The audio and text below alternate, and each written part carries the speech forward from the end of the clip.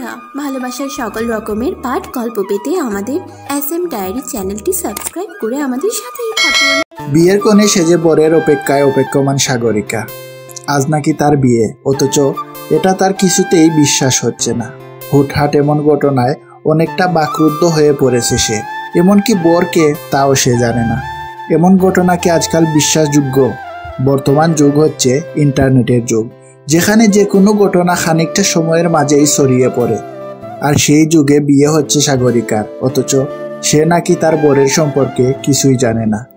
অবশ্য এতে তার কোনো দোষ নেই, কেননা সে ইন্টারনেট থেকে সব সময় বিচ্ছিন্ন থাকে।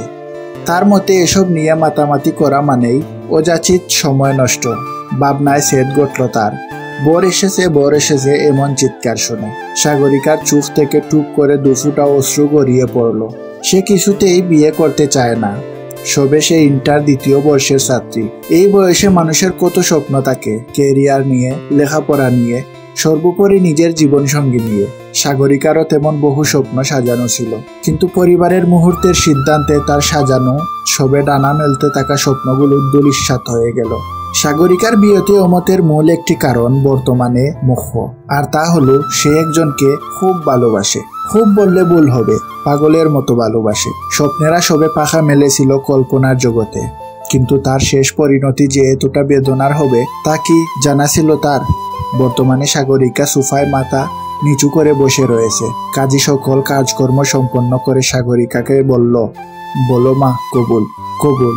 সময় নিয়ে বলল সাগরিকা। আবারও বলুক কবুল কবুল। একই কথার পুনরাবৃত্তি করলো সাগরিকা। কষ্টে তার হৃদয় উতাল পাতাল বয়ে চলেছে। মোট 3 বার কবুল বলার পর বিয়ের রেজিস্ট্রি পেপারে বর সই করার পরে সাগরিকার পালা এলো। তখনও সে জানতো না তার বর কে হতে চলেছে, সে কার জীবন সঙ্গী হতে চলেছে।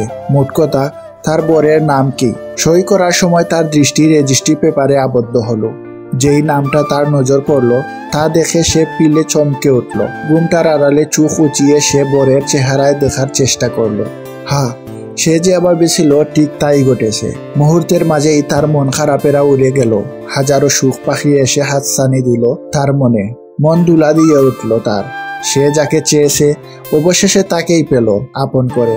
পরিবারের প্রতি কৃতজ্ঞতা সাগরিকার চোখ অশ্রু সজল হয়ে উঠল।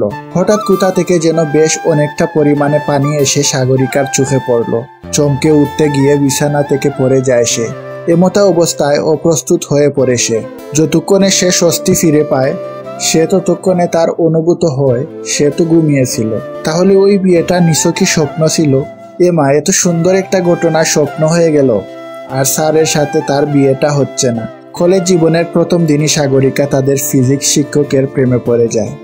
লোকটাকে তার মারাত্মক ভালো লাগে, কিন্তু এখন যে তার সব স্বপ্ন ভেঙে চুরমার হয়ে গেল। মেঝে থেকে ওঠার চেষ্টা করতেই বুঝতে পারলো সাগরিকা স্বপ্নের সাথে সাথে তার স্বাদের কুমোরও ভেঙেছে। রাগে কটমটিয়ে শাহরিনের দিকে তাকালো সে।